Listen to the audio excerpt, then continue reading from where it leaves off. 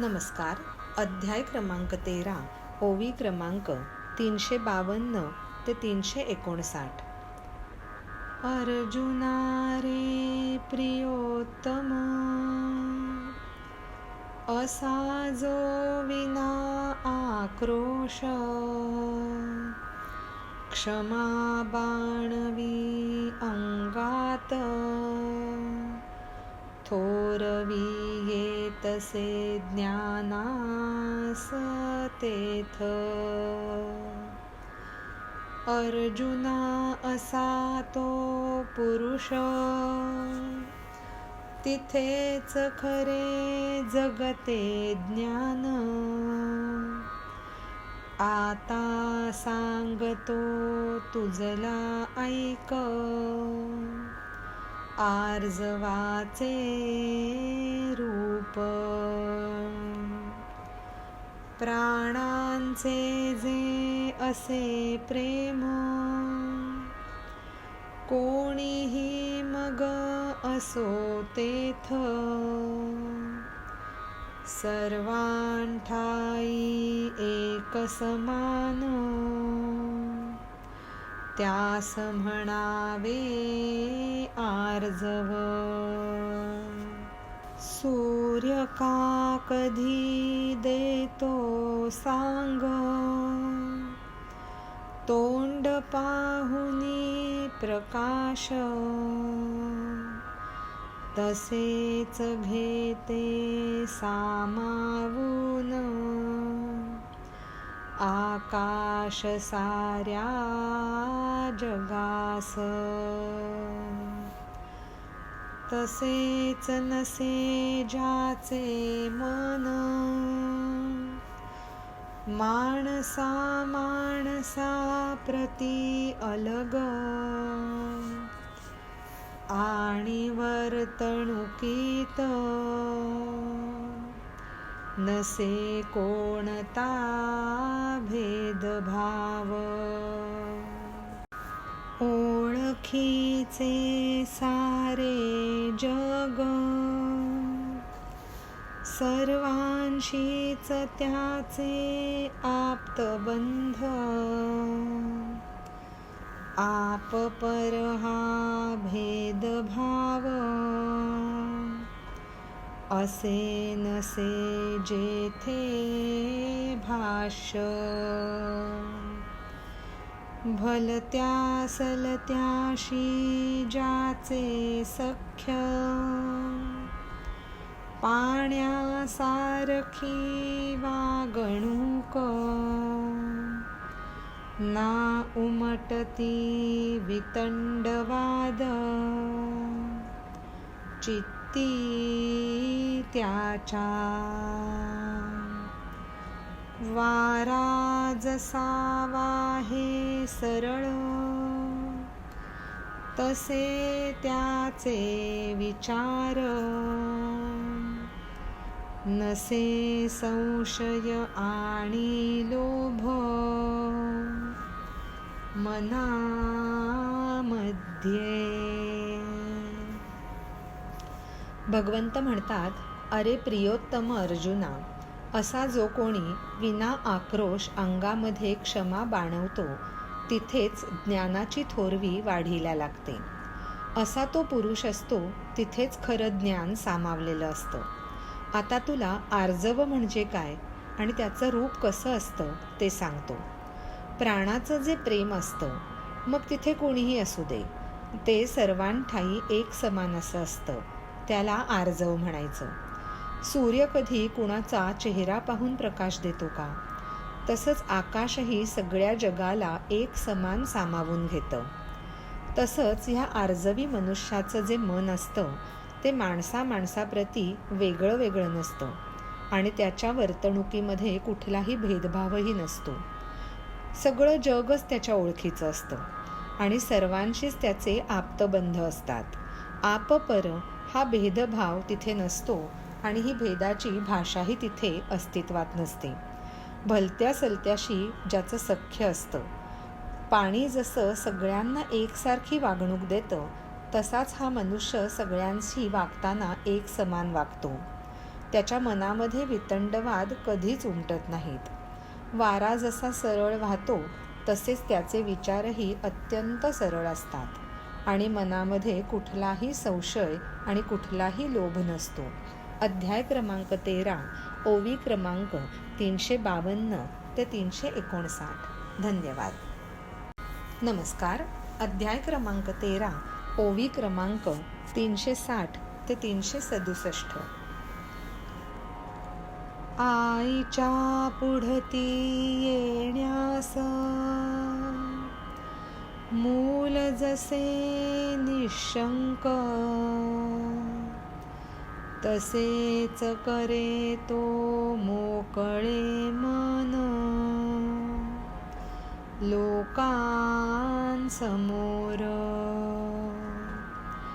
उमललेले कमलपुष्प सुवासन ठेवे कोंदून, तसे तयाच्या मनातून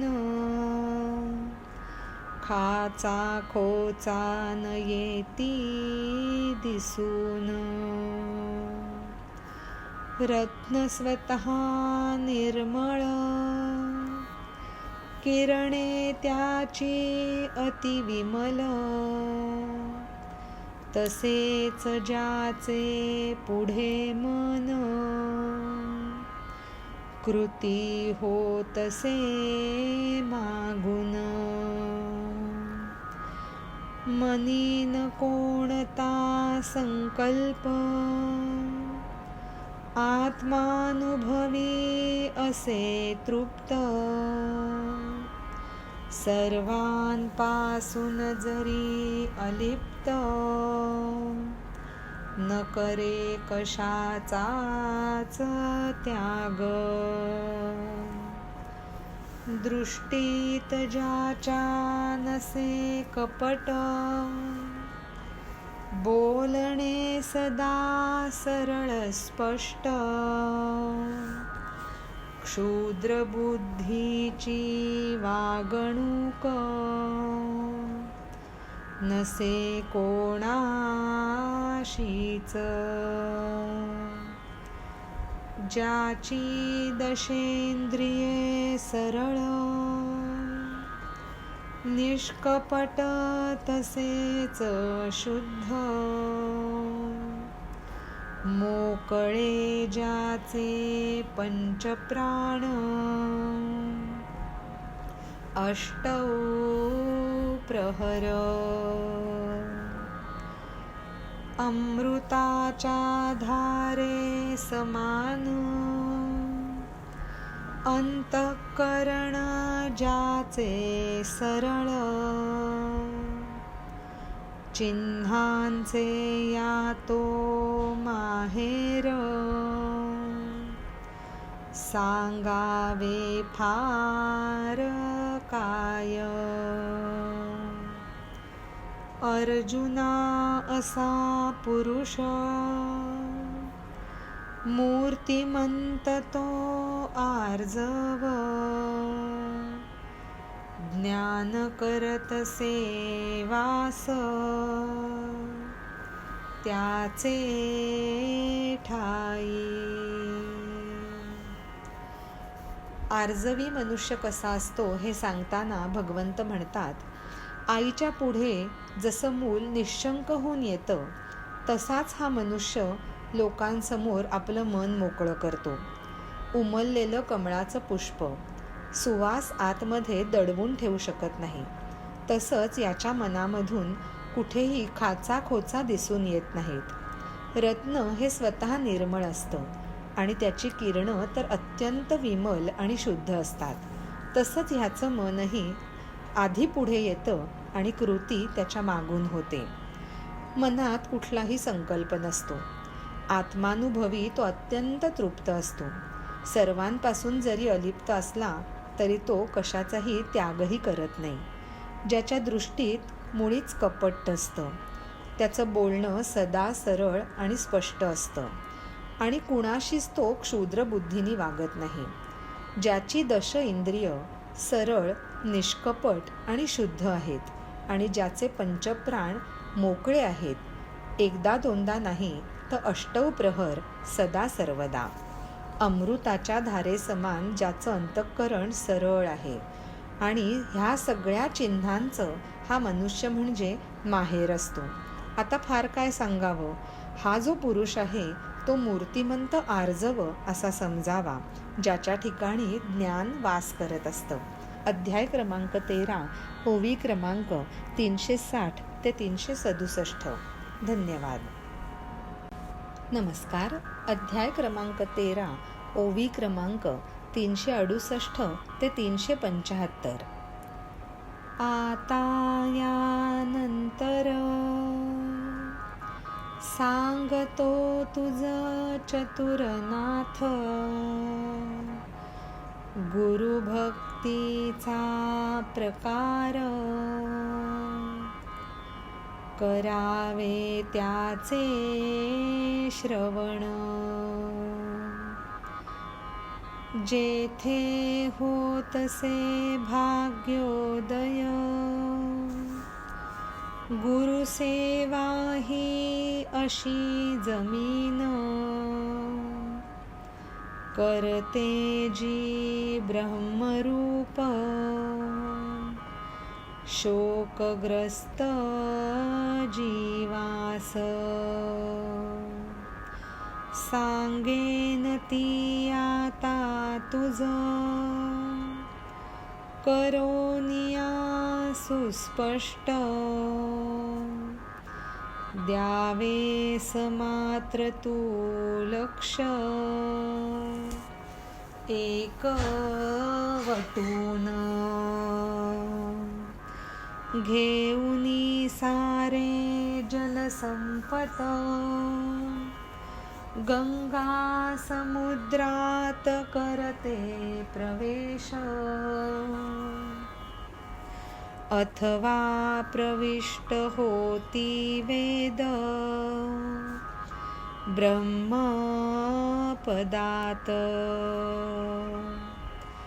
अथवा पतिव्रता कोण, गुणावगुणांसहित. स्वतःस करते अर्पण, जैसे पतीस. तसे जाने अंतर्बाह्य, गुरुस केले अर्पण. गुरुभक्तीचे घर, केले स्वतःस. विरहिणीच्या चित्तात, जसा प्रियकर करे वास. तसेच गुरुचे जेथे घर, तोच देश त्याच्या मनात. गुरुगृहाच्या दिशेकडून, आला जर वारा वाहून. सामोरे धावून आडवे पडून, म्हणे यावे माझ्या घरात. भगवंत म्हणतात, चतुरनाथा म्हणजे हे अर्जुना, तू चतुरांचाही नाथ आहेस. आता मी तुला गुरुभक्तीचा प्रकार काय असतो ते सांगतो, त्याचं तू श्रवण करावंस. गुरुची सेवा ही अशी काही जमीन आहे जिथून भाग्योदयाला सुरुवात होते. गुरुची सेवा केल्यामुळेच शोकग्रस्त जीवाला ब्रह्मरूप प्राप्त होतं. ती मी आता तुला स्पष्ट करून सांगतो. तू मात्र एकवटून लक्ष दे. सगळं जलसंपद घेऊन गंगा समुद्रामध्ये प्रवेश करते किंवा सगळे वेद ब्रह्मपदामध्ये प्रविष्ट होतात. जशी एखादी पतिव्रता आपल्या गुण अवगुणांसहित स्वतःला आपल्या पतीस अर्पण करते, तसंच ज्याने अंतर्बाह्य गुरुला अर्पण करून घेतलेलं आहे आणि स्वतःला गुरुभक्तीचं घरच करून टाकलेलं आहे. विरहिणीच्या चित्तामध्ये जसा सतत प्रियकराचा वास असतो, तसंच गुरुचं घर ज्या भागामध्ये आहे त्या देशाचंच चिंतन ह्या गुरुभक्ताच्या मनामध्ये सतत असतं. गुरुगृहाच्या दिशेकडून जर एखादा वारा वाहत आला तर त्याच्या समोर हा धावून जातो आणि आडवं पडून म्हणतो की आपण माझ्या घरामध्ये यावं. अध्याय क्रमांक 13, ओवी क्रमांक 368 ते 375. धन्यवाद. नमस्कार. अध्याय क्रमांक 13, ओवी क्रमांक 376 ते 383. सद्गुरूचे इतुके प्रेम, त्याची त्याला पडे भूल. बोलू लागे त्या दिशेस, गुरुगृहाचा होतसे मिरासदार. वासरा बांधले दावणीस, जाऊ न शके ते गाई जवळ. गुरु आज्ञेचे ते बंधन, सोडू न शके तो स्वतःचे गाव. म्हणे कधी सुटेल गाठ, स्वामीची कधी होईल भेट. निमिष वाटे युगाहून, मोठे त्यास. गुरुग्रामी होऊन येता कोण, अथवा धाडले गुरूंनी स्वतःच. वाटे जणू मरणोन्मुखास, प्राप्त जाहले जीवन. अथवा सुकत्या अंकुरास, पडावी जणू अमृतधार. अथवा मासा डबक्यातील, यावा जसा समुद्रात. दरिद्र्यास मिळावे द्रव्य निधान, आंधळ्यास व्हावी दृष्टी प्राप्त. अथवा मिळावे भिकाऱ्यास इंद्रपद. तसेच मिळता गुरुकुल, महासुख होतसे त्यास. जणू वाटे कवटाळू सहज, आकाशास. गुरुकुळाबद्दल जयास असते इतुके प्रेम. पहा तू त्याच्या जवळ, चाकरी करतसे ज्ञान.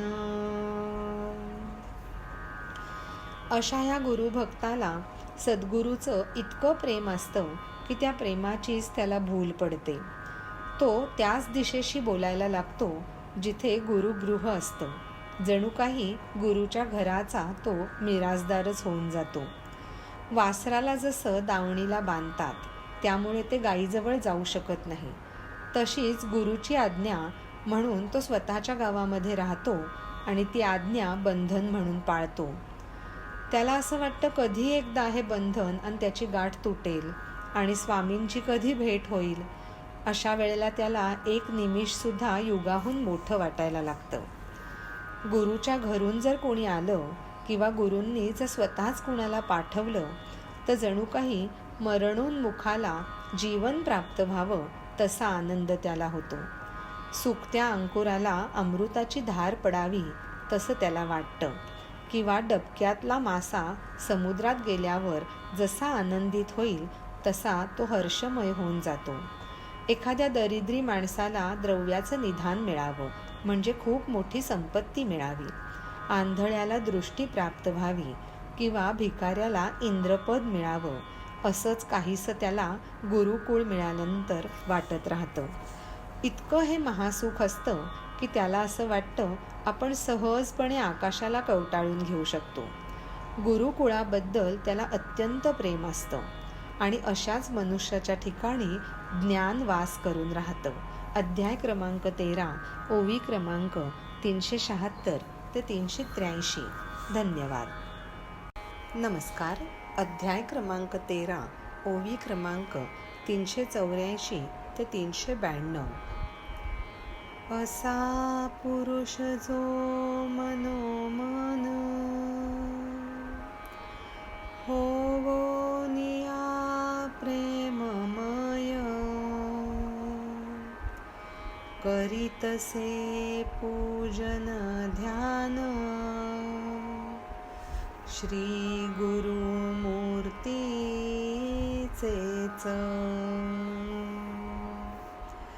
शुद्ध मनाच्या आवारात करोनी श्री गुरुचे प्रतिष्ठान, काया वाचा मनातून श्री गुरुचा होतसे तो परिवार. अथवा ज्ञानाच्या आवारात आनंदाच्या देवळात ध्यानामृताचा करी अभिषेक, गुरुरूपी लिंगावर बोधरूपी उगवता सूर्य, बुद्धिरूपी टोपलीत घेऊन या सात्विक भाव, गुरुरूपी शंकरास वाहिते लाख, पूजेसाठी पवित्र वेळ जाळून या जीवाचा धूप, घेवोन ज्ञानरूपी दीप, ओवाळतो निरंतर. गुरु सदाखवे नैवेद्य, ऐक्य भावाचा नित्य, गोसावी म्हणवितो स्वतःस, गुरुस म्हणतो तो शिव. जीवरूपी शय्येवर पती समजूनी गुरुस, घेतो त्याचाच भोग, इतुके असे हे प्रेम. कधी प्रेमाने भरता हृदय, म्हणे तयास क्षीरसागर, आणि सुखमय शय्या करून म्हणे गुरु करे त्यावर शयन. गुरुभक्त जो असतो त्याच्याबद्दल सांगताना भगवंत म्हणतात की हा पुरुष मनोमन अत्यंत प्रेममय होतो आणि श्री गुरुच्या मूर्तीचं पूजन आणि ध्यान करत असतो. शुद्ध मनाच्या आवारामध्ये श्री गुरुचं प्रतिष्ठान करतो आणि काया वाचा आणि मनाद्वारे तो श्री गुरुचा परिवारच होऊन जातो. किंवा ज्ञानाच्या आवारामध्ये आनंदाच्या देवळात श्री गुरुच्या प्रतिमेवर तो जो अभिषेक करतो तोही ध्यानरूपी अमृताचा करत असतो. असा बोधरूपी सूर्य एकदा उगवला की बुद्धिरूपाच्या टोपलीमध्ये सात्विक भावाची फुलं घेऊन त्याचा लक्ष त्या गुरुरूपी शंकराला हा पुरुष वाहत असतो. पूजेसाठी पवित्र वेळ निवडतो. त्यावेळेला जीवाचा धूप जाळतो आणि ज्ञानरूपी दिवा घेऊन त्या श्रीगुरूच्या मूर्तीला निरंतर ओवाळत असतो. गुरुला नैवेद्य दाखवतो तो सुद्धा ऐक्य भावाचा आणि सदा सर्वदा. स्वतःला गोसावी म्हणवून घेतो आणि गुरुला तो शिव म्हणजे शंकर असं म्हणत असतो. जीवरूपी शय्येवर जणू काही श्री गुरु हा आपला पती आहे असं समजूनच एखाद्या पतिव्रतेप्रमाणे त्या श्री गुरुबद्दल तो भावना ठेवून त्याच्याशी वागत असतो. कधी जर चुकून प्रेमाने हृदय भरून आलं तर त्या हृदयाला तो क्षीरसागर म्हणतो आणि त्याची सुखमय शय्या करून श्री गुरुला त्याच्यावरती झोपायची विनंती करतो. अध्याय क्रमांक 13, ओवी क्रमांक 384 ते 392. धन्यवाद. नमस्कार. अध्याय क्रमांक 13, ओवी क्रमांक 393 ते 400. होतो लक्ष्मी स्वतःच चरण सेवा करण्यास, स्वतःच होवोनी गरुड उभा राहतसे समोर. श्री गुरुच्या नाभीमधून जन्मलो तो ब्रह्मरूप मीच,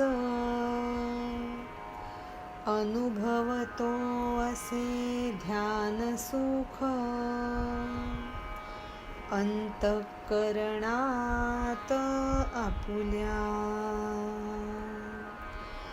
कधी क्वचित होऊनी भावुक समजून गुरु समाय, स्तनपानाचे घेतसे सुख अनलोळतो मांडीवर. कधी कल्पितो गुरु सगाय चैतन्य वृक्षाच्या खालील, स्वतः सवासरू समजून राहे तिच्याच मागून. तसेच कधी क्वचित गुरुकृपेच्या जळात,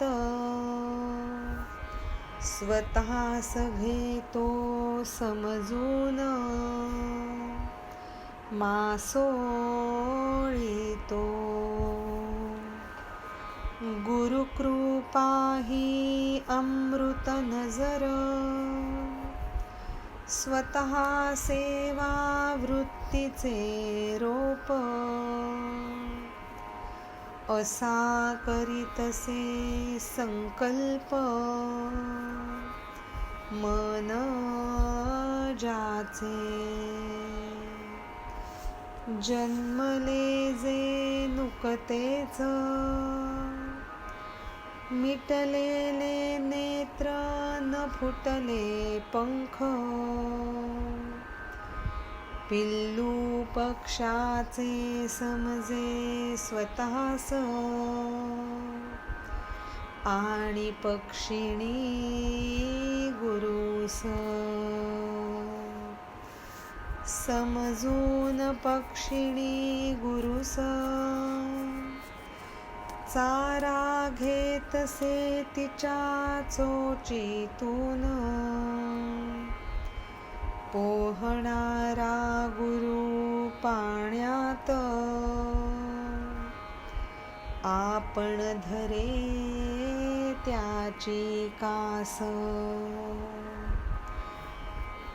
गुरुचं आणि भक्ताचं नातं असतं ते तो भक्त ज्या प्रकारे आचरणात आणत असतो त्याबद्दल बोलताना पुढे भगवंत म्हणतात, तो भक्त स्वतःच लक्ष्मी होतो आणि श्रीगुरूची चरणसेवा करायला लागतो, किंवा कधीतरी स्वतःच गरुड होतो आणि वाहन म्हणून हात जोडून श्रीगुरूच्या समोर उभा राहतो.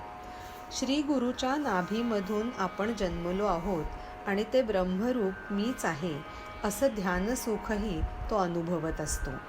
कधी क्वचित भावूक होऊन तो आपल्या श्रीगुरूला आपली माय समजतो आणि स्तनपानाचंही सुख घेतो आणि खुशाल त्याच्या मांडीवरती लोळणही घेतो.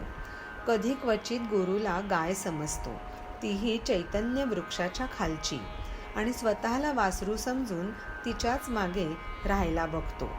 तसंच कधी क्वचित गुरुकृपेच्या जळामध्ये स्वतःला तो मासोळी समजतो आणि त्या जळामध्येच पोहत राहतो. गुरुकृपा ही अमृताची नजर आहे असं त्याला वाटतं आणि स्वतः म्हणजे सेवावृत्तीचं रोपटं.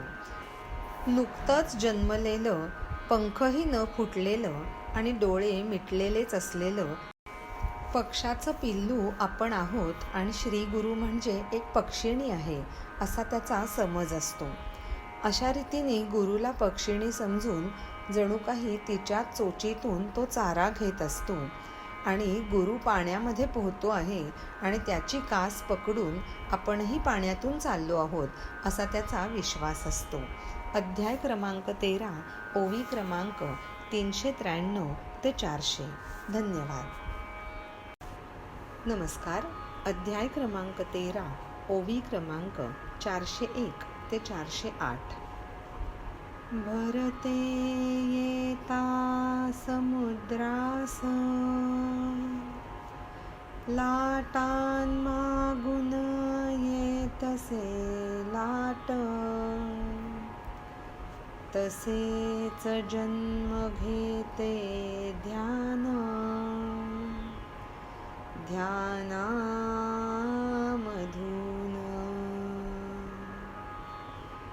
गुरुमूर्तीचा घेतसे भोग, आपुल्या अंतःकरणात कशी करतो आता ऐक, बाह्य सेवा. मनात करुणी असा विचार, गुरुचे करावे उत्तम दास्य, विचारतील मजते जेणे करून, माग तुला हवे ते काय. अशा सच्चा सेवेतून गुरु होतील प्रसन्न,